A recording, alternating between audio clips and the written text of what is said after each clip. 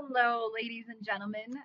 You get your notebooks out and we will start with a few things. We are obviously on our chapter about reaction rates.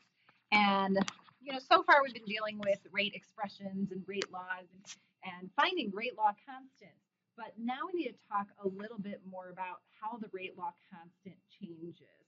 And so there's a couple of things that I just want to talk to you about. First of all, kind of this question about what influences K, our rate law constant.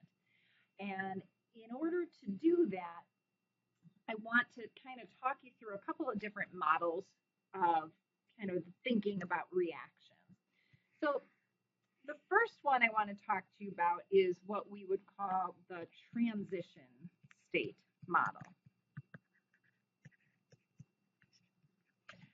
And with this model, I'm going to show you something that's very familiar to you, right? So if I have essentially potential energy versus the reaction, and we have the potential energy of the reactants, and then there's some activation energy, and then the product, and you might ask yourself the question, do I know if this is endothermic or exothermic, right? And since products minus reactants is negative, our delta H is negative, and therefore it is exothermic. But up at the top, as the reactants collide because they have some energy, up at the top, at the moment of collision, is what we would call, if I can write it correctly, the activated complex.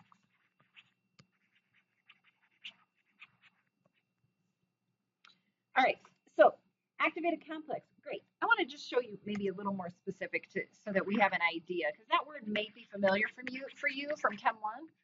Or maybe it's not.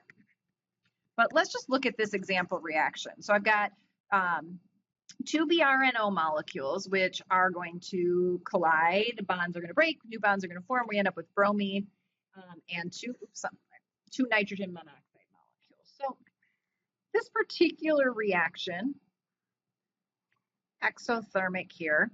And so what we start with is two BRNO molecules, and we end with a bromine and two nitrogen monoxide molecules. Super. Well, at the top, when they collide, perhaps, what we have is a bromine attached to an NO that kind of collides and forms sort of a temporary bond with another BRNO molecule. And so some of these temporary bonds start to form, and this then is the activated complex.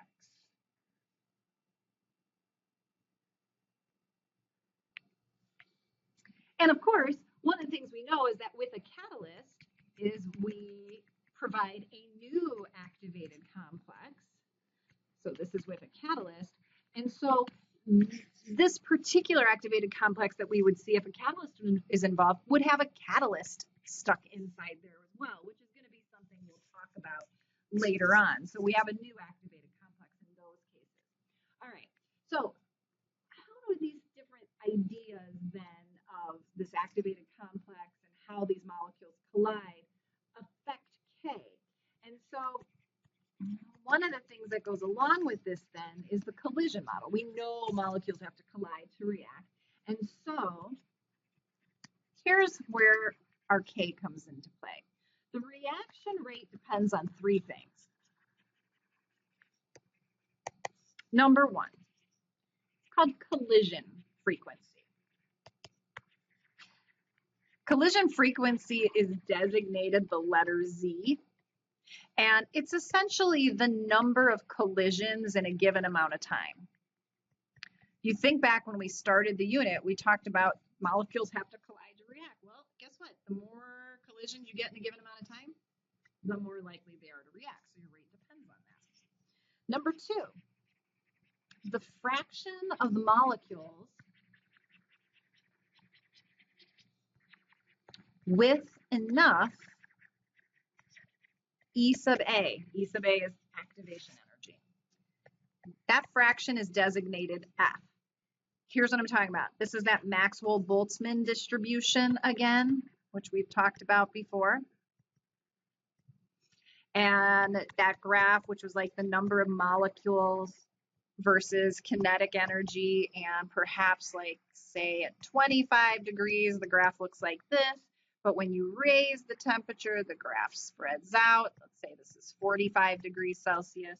Well, let's say the amount of energy, like it has to hit hard enough when it has this amount of kinetic energy. So at a lower temperature, only this many molecules actually can collide and react, or that the fraction would be this many over the total. At 45 degrees, though, notice we have so many more, a greater fraction with enough activation energy. So that goes back to the old Maxwell-Boltzmann distribution. All right, number 3, steric factor.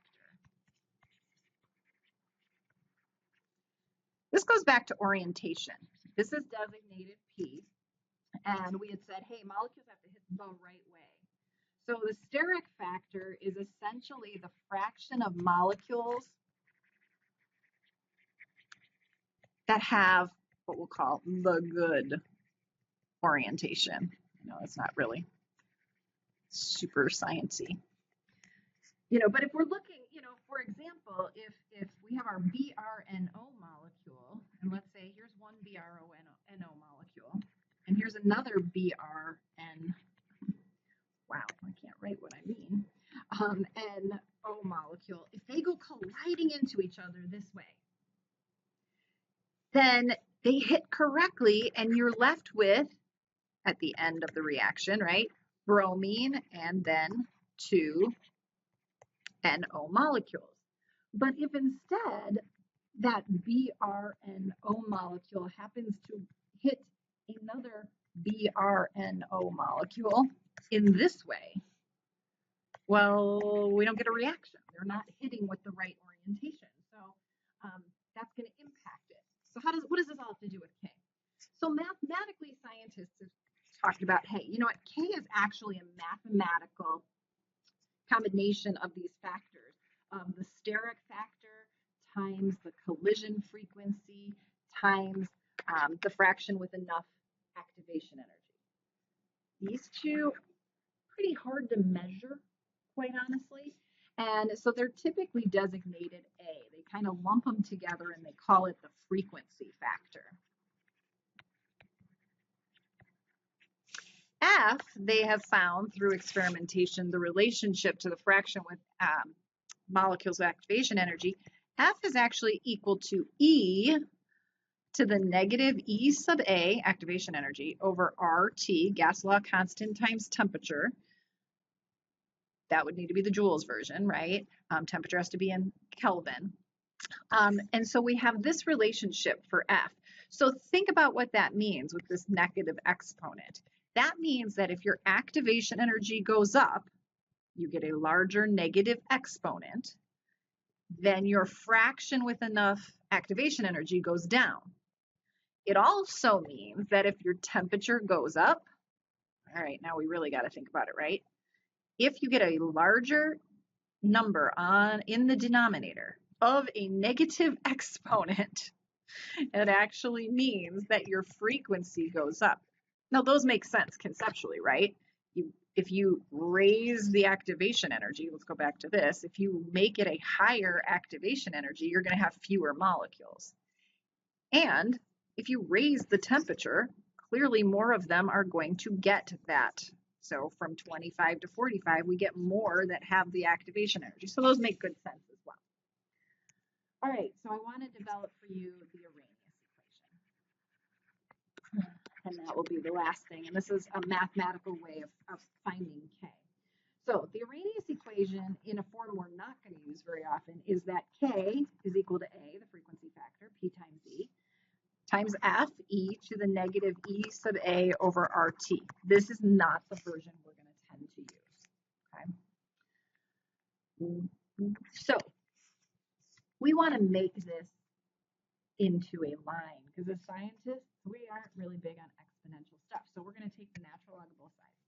So that means that the natural log of K is equal to the natural log of A minus, because it's E, right? Natural log of E, so it just appears E sub A over RT. I'm going to rearrange that a little bit. Natural log of K is equal to negative E sub A over R times 1 over T, I've just separated it out, plus natural log of A. I did that because now it's Y equals MX plus B. And in doing that, if I were to graph the natural log of K versus the inverse of temperature, I get a graph that looks like this. And this slope is negative E sub A over RT. The intercept helps us to figure out A, and so that's how they can mathematically find A, the frequency factors, through a graph like this. It's also a way that you can find the activation energy for a reaction. People might say, oh, the activation energy for this reaction is this number of joules. Well, how do they find it? Well, by looking at how K changes with temperature.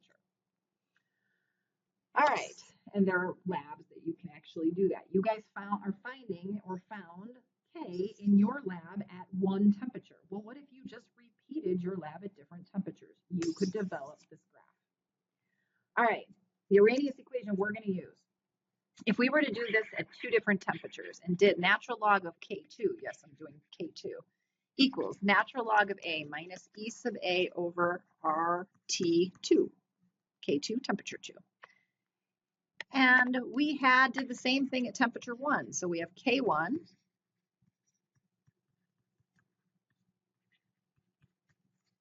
if we subtract one from the other so that the natural log of A subtracts out, what we get is natural log of K2 minus natural log of K1. The natural logs of A subtract out, and then we get negative E sub A over R. I'm separating this. 1 over T2 minus 1 over T1. Or if I rearrange it, the natural log of K2 over K1 is equal to, I'm going to reverse that. I'm going to reverse those to get rid of the negative. E sub A over R, 1 over T1 minus 1 over T2, which should look suspiciously like the Clausius-Clapeyron equation, except we have activation energy instead of heat of vaporization, and we have rate law constants instead of partial pressures. This is the Arrhenius equation that we will use, and this is useful if you know K at one temperature and you know the activation energy, you can find K at another, or if you know the 2 Ks at 2 temperatures, you can find the activation energy. All right, thanks guys.